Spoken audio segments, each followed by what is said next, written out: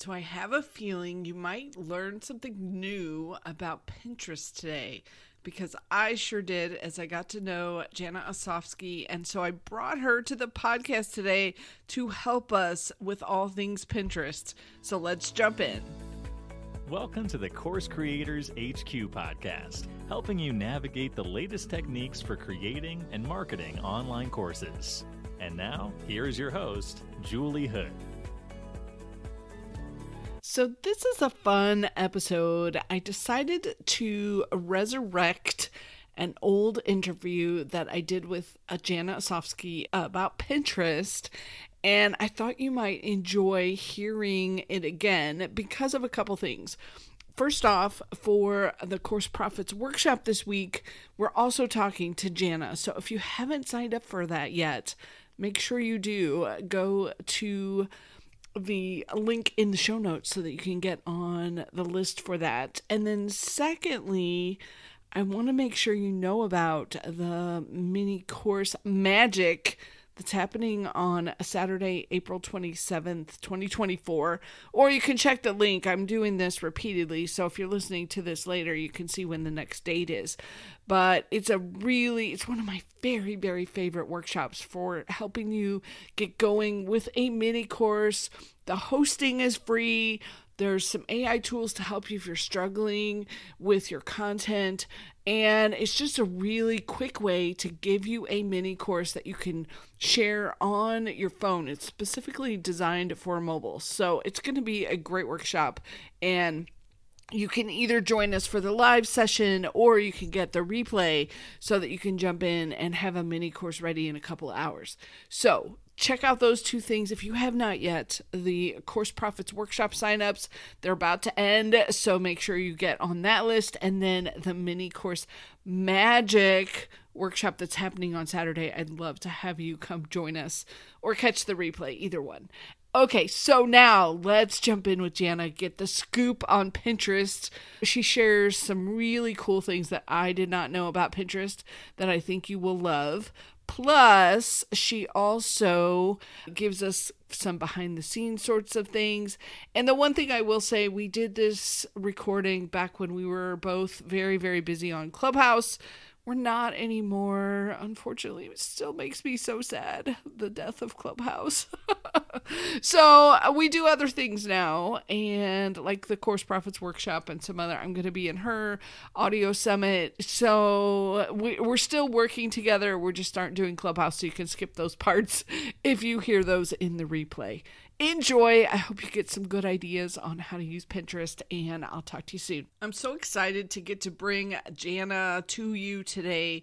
She has some incredible knowledge and many, many years of using Pinterest, and she's going to share her secrets with us today. So make sure that you follow her on her socials, follow her on social media, come connect with her on Clubhouse and get going, because I really do think that Pinterest can be a whole nother long-term strategy for you so that your content is out there. One of my big questions, I'm going to do an episode about this for you, is how many things am I doing that are immediate, current, and how many things am I doing that are long-term, forever, and balancing that out. And Pinterest can be that long-term for you. So let's get going. Oh my goodness, gang, this is going to be so much fun, and it's actually been in the works for a while. I have Jana Osofsky here with us today, and she's the Pinterest queen, and I'm so thrilled because we have been talking about Pinterest for ages now, and I've been wanting to share her with you because her stuff is so good. I looked and got through her course, and it is amazing, all about using Pinterest to help you sell your courses. So Jana, welcome. So glad you could be here today. Thank you for coming. Yeah, thank you for having me. I'm so happy to be here. And I love how you help course creators when they're trying to find their audience. Like, that's a big question. So if you don't mind, let's kind of jump in, and then as we go, we'll talk about like what you've done and how you've gotten here and all those kinds of things. But sure, if somebody's thinking about Pinterest and they're like, is this for me? What would be the first thing you would say to them as they're thinking about it? Yeah, great question. So, a lot of people, when they think about whether or not their course could sell using Pinterest, or if they could sell more of their courses and build more of an audience for their courses on Pinterest, they wonder about what their course is about and whether it's something that people are even looking for on Pinterest. Like sometimes I'll hear that show up as someone saying, "Well, I think Pinterest is really for recipes or crafts, and my course isn't about that." So I would say one of the first things to think about is don't assume that what your course is about isn't being searched on Pinterest, because the platform has actually grown tremendously over the last, few years, really 4 or 5 years. It's like tripled in size a few years ago over the course of a couple of years. And people are searching for all kinds of things around all types of basically self-improvement things. So things to help them make their lives and their businesses better in one way or another. So chances are, if you have a course that's helping somebody with anything related to, the big three: health, wealth, relationships in some way or another, or even hobbies, just about anything that your course is about, it's probably being searched on Pinterest. And there's probably a place for you to be able to get on there and get in front of people who are searching, because it's a search engine, for the things that your course helps with and the problems that your courses solve. So that would be my first thing. And just to use Pinterest to actually go in and use it as a tool to find out if people are searching for your thing. And they probably are. So that would be my first tip, would be to just jump right in and start looking to see if your thing is being searched, on the platform. Okay, so we have got to dig into the search engine concept here. I Sure. heard you say this actually early on when I met you, and I was like, wait, Pinterest is a search engine? Because Yeah. that is a completely different concept for us as course creators, because I Hmm. have always thought of it as a social media type Hmm. of website. It came out about the same time as a lot of the others. So Yeah. search engine, explain to me what you mean by that, and why that's a good thing. Yeah, for sure. Yeah, no, and that's so common. A lot of people do think of Pinterest as another search, or excuse me, another social media channel. And in some ways it looks a little bit like maybe, like Instagram. So people tend to kind of confuse it with that, or not confuse it, but kind of lump it in, I guess I should say, with that. But it actually works very, very differently than social media does. It works really differently in terms of how users use it. And it works very differently in terms of how we as marketers would use it to reach our audiences and our ideal course students, people who would be perfect, fit students for our courses. So if you think about it from the user perspective, users go to Pinterest and they go searching for ideas and inspiration. And they very often will actually type something into the search bar and look for ideas and inspiration. And when Pinterest gives them those ideas and inspiration that they're asking for by typing something into the search bar, Pinterest doesn't give them like the pins or posts based on recency, like what people added recently to the platform, like you would see if you were looking for something on social media in your feed. But instead, Pinterest serves up what Pinterest believes is the best answer, or the best, most inspiring and helpful pins for that search query. So if that sounds a little bit familiar, like maybe it sounds like how people use Google or YouTube, you're correct in thinking that, because Pinterest actually is the third largest search engine on the internet. So it's Google, then YouTube, then Pinterest. So essentially, people use it that way. And then we as marketers, and Pinterest also, by the way, will show people things based on what they searched last week and what they searched yesterday and what boards they have. So there's other pieces of our behavior as users that help Pinterest understand what pins to show to us. But at its core, it's a search engine, right? In the sense that people go looking for things, and then Pinterest says, here are some things that are what you're looking for. And so as marketers, we have to use it that way, which essentially means we really need to have a keyword strategy and use keywords. And then there are also some kind of like secret-ish kind of benefits to using Pinterest, because it's a search engine, that you don't get on social media. So we can talk about that a little bit, but there's some really, good things to, there's some really good benefits to your course business from being on a search engine in addition to social media channels. I love this. And it's actually part of the direction that I want to take some of my own content this year, is a little Mhm. bit away from the, oh, this is only going to last 24 hours and hopefully people will see it, into the more longer lasting kind of things. Yes. So I'm excited Mhm. about that being how it works. So go ahead, if you don't mind, and dig in a little bit to what you were just saying about how that's better for us. Yeah, for sure. So I never say like you should just do Pinterest and not social media, because I think social media plays an important role in our businesses and in our content strategy to get in front of the right people. However, I do think a lot of people focus too much on social media and don't take the time to invest in getting their content onto a platform like Google, like YouTube, like Pinterest, that is a searchable platform. And I kind of liken it to like a sailboat versus a rowboat, where if your business is a rowboat and you're just doing social media, right? You're just showing up on Instagram, you're just showing up on Clubhouse. Those are great places to get in front of your audience. Don't get me wrong. I love both of them, Facebook, Twitter, whatnot. But those are very much like rowing platforms where you're rowing the boat, because you're showing up every day or every other day or whatnot, and you're creating content. But then if you stop rowing the boat will stop. And the reason for that really is kind of what you were saying, is that like people, like if you stop creating content, then other people's content will now be at the top of the feed. And that's a little bit of an oversimplification, but it pretty much still works that way on social media, right? On most channels. Whereas if you have a sailboat for your business, or I would even like to say like a rowboat that has a sail, so you get to do a little of each, then when you need to focus more on big projects in your business or client work or just resting and being with family or whatnot, you can put up the sail and catch the wind, and your boat will still move forward.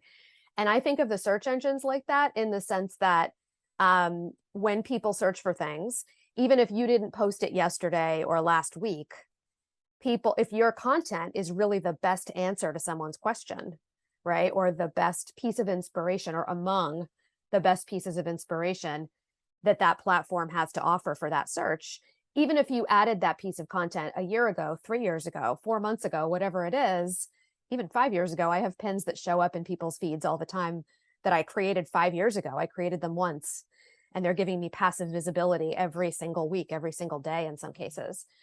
So that's more of like the sailboat, sorry. Need to finish my coffee, where, we have that opportunity to get discovered by people more on autopilot. So there's more passive visibility. And again, my philosophy is I think we should pair these two things. I think we should have some rowing platforms and some sailing platforms. So for me, Pinterest is one of the sailing platforms, and I think everybody should be on at least one of the sailing platforms. So that's my philosophy. Yes, I love how you put that. And are there a rowing platform that you say you would think kind of matches well with Pinterest, if we're trying to decide where to play? Yeah. Is there one that you like, or not necessarily? I would say not necessarily. I like how you teach things, Julie. I love listening to you teach, as you know, because I am often doing so. And one of the things I really like about what you say is really choosing platforms that feel fun to you and feel aligned for you. And I don't think that there needs to necessarily be a particular one to pair with Pinterest, but if something feels fun, then it can be part of your suite. Yeah. Or your stack. Once you start creating content, you can repurpose it all over. And I know that's true.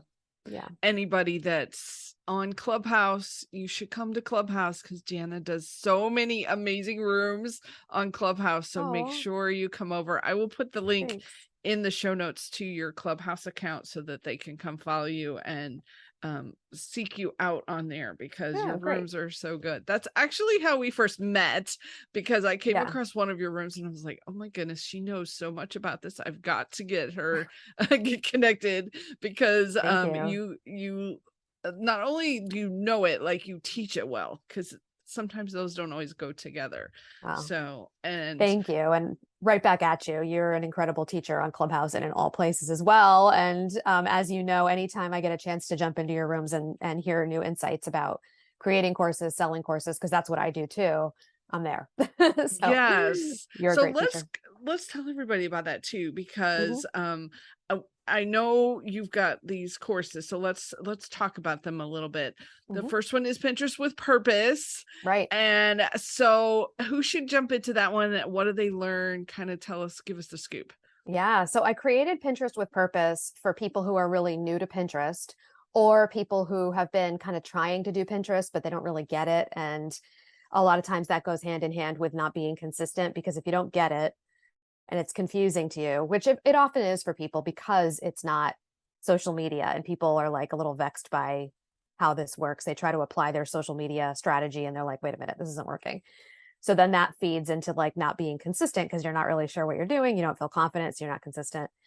So it's really for people who are either new to Pinterest, like brand new, and they just are Pinterest curious and they're hearing these things from maybe, someone in their mastermind is using Pinterest to get clients, or someone in, Clubhouse that they hang out with is using Pinterest to sell their courses. And they're like, how does this work? Or someone who is already trying it, but just isn't, quite getting it. And it's really my like step by step system that I used for 6 years plus with clients to set up Pinterest profiles that have a purpose. So a lot of people think about Pinterest as kind of being pretty. And so the idea with Pinterest with purpose is teaching you how to use it to make money, really, is what it's about. It's using it for a purpose, to grow your business.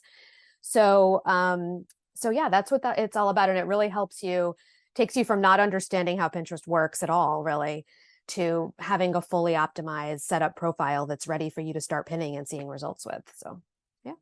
Oh my goodness. Well, and for everybody who's listening, I tried to do this on my own before I knew about Jana, and it failed miserably. So I'm so excited because I'm going to use your course and your lessons, and I'll come back and let you guys know how it goes. But I'm looking forward to doing it right this time. Yeah. And that's really what it is. It's a step-by-step methodology. And it includes a lot of like a good deep dive on keyword research, which I know a lot of people don't think is the sexy part, of Pinterest or any platform for that matter.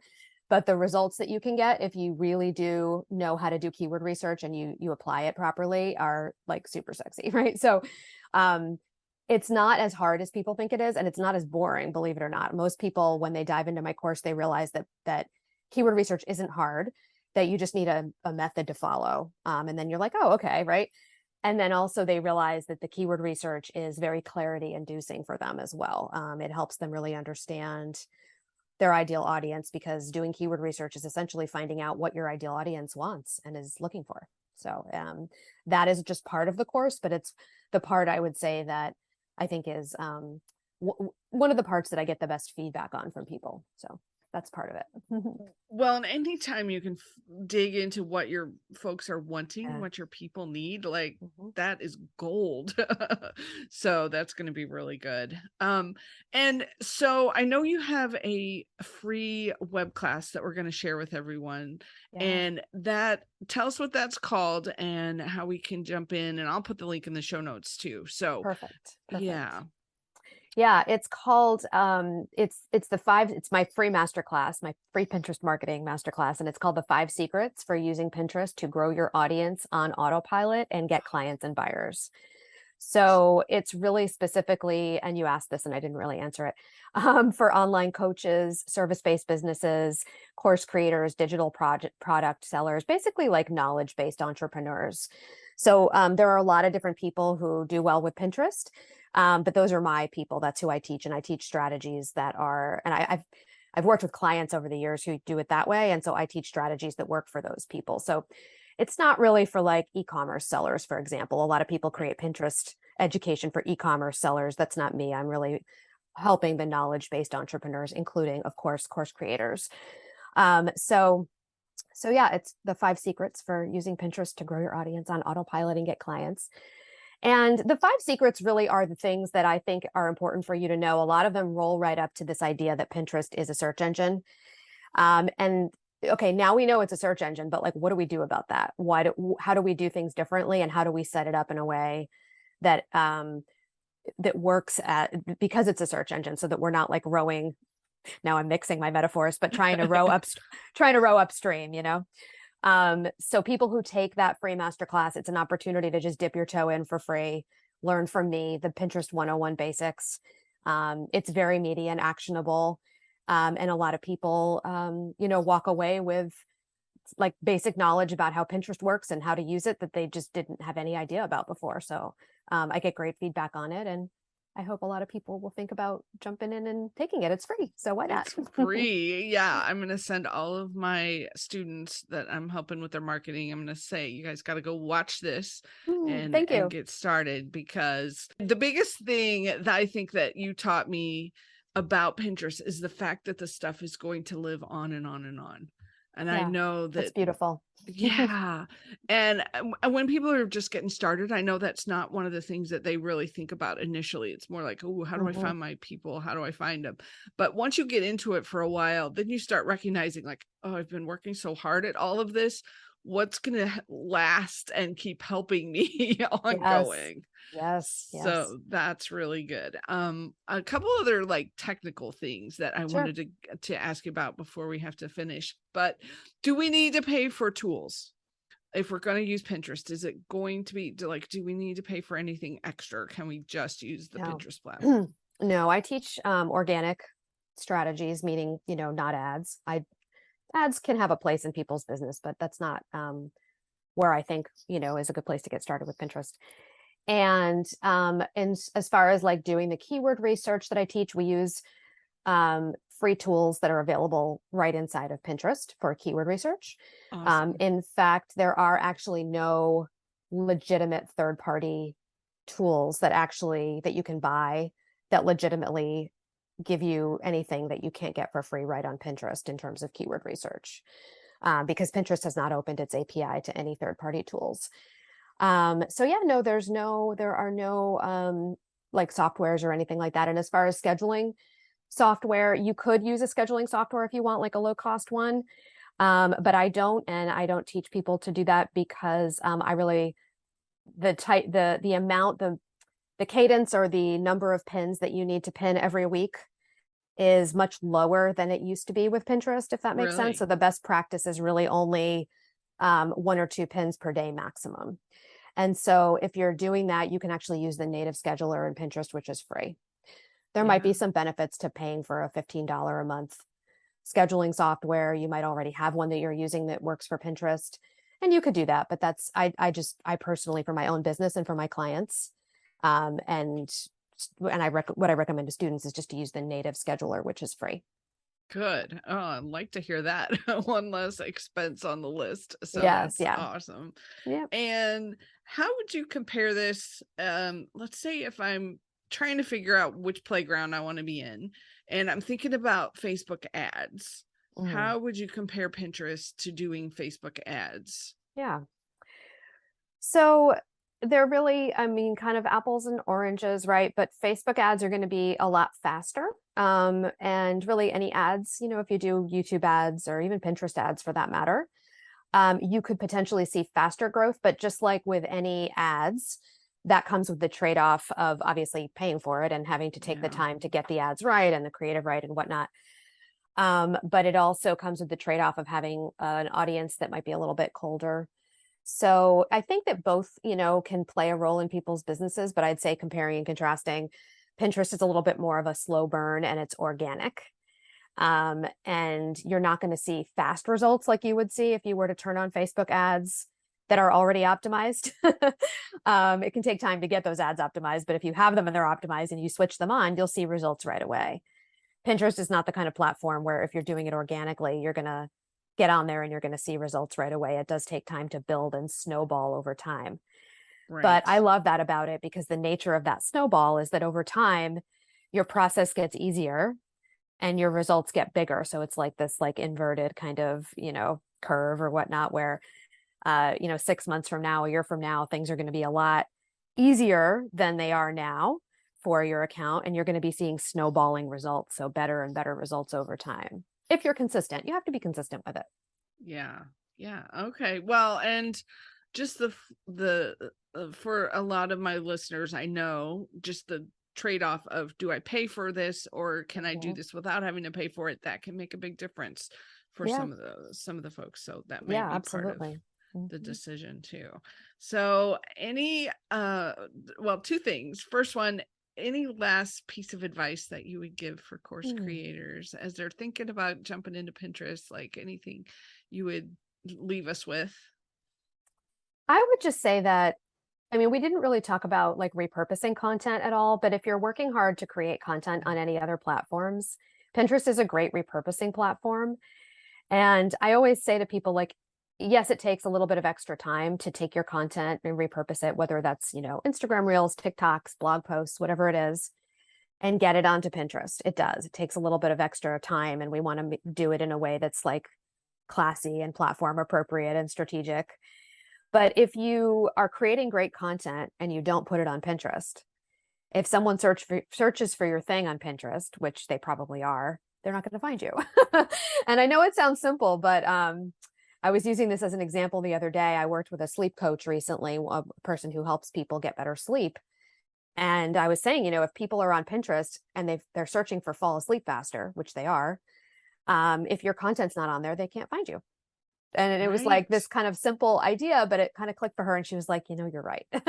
And that was, part of what motivated her to kind of keep going. So get your content on there because people are probably searching for it. And you can verify that they are by jumping into Pinterest and doing a little bit of looking around. And I actually show people how to do that, or how a couple of my past clients and students have done that in the masterclass. So if you enroll in the masterclass, that's like one of the 5 secrets is like how to see if people are searching for your thing.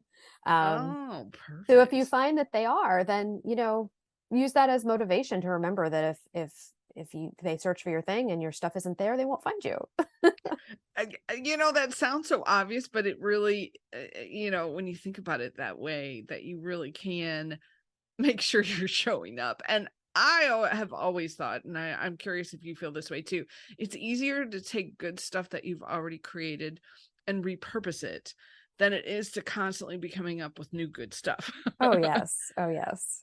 So, and you can hire some of that out a little bit. So, I should probably have you back to talk about how we can do that sometime. So, yeah. If you're creating, especially like short form video content, but also blog content, really any content, podcast episodes, that is a great way to delegate Pinterest in the long term, because you can hire someone to take that content and follow a process that you set up to translate that content and get it onto Pinterest. So once you have that process set up, you could certainly delegate that for sure. So, yeah. And I know you were coaching me around this too. And I agree with you. Like, I need to understand it and go through it first, and then have my person helping me. So I think that could work, as opposed to, unless you get somebody that's specifically a Pinterest guru, as opposed to, I was talking about just using my regular VA. Yeah. And trying to get her to help me. She doesn't know the strategy and stuff. Exactly. And I know it's a whole conversation for another day, but I do see people make the mistake of thinking that they can have somebody internally who's a VA or a social media manager who doesn't yet know Pinterest, just go ahead and set Pinterest up and do the Pinterest part of, their visibility. But because it's so different than social media, that doesn't typically work. There needs to be some education around how it works first. So, yeah. Awesome. So tell us the second thing, what's your Pinterest account so we can go follow you? Yeah. My handle's the same on just about all platforms, I think. So it's at Jana O Media. So it's Jana, and then my last initial of my name, O. My last name is Osofsky, so I go by Jana O. And then media, MEDIA, because I'm a media company. So Jana O Media. And I'm at that handle on Pinterest, as well as Instagram and Clubhouse and Facebook. And, well, and I will put the links in the show notes so y'all Great. can go follow and stuff too. And definitely take the free webinar.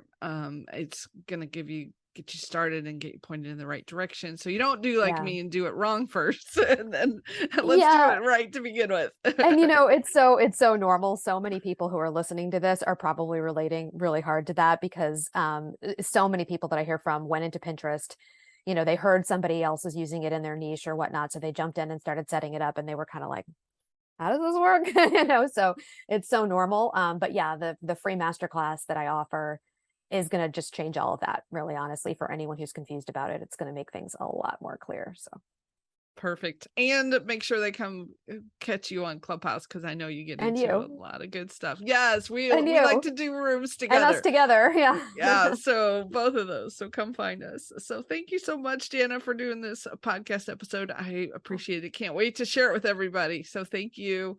Thank you.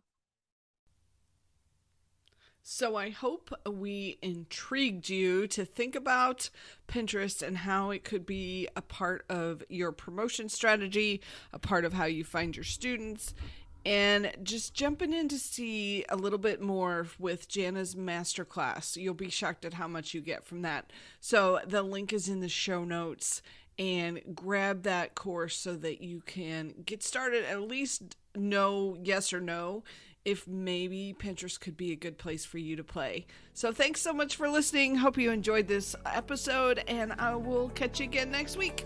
Take care.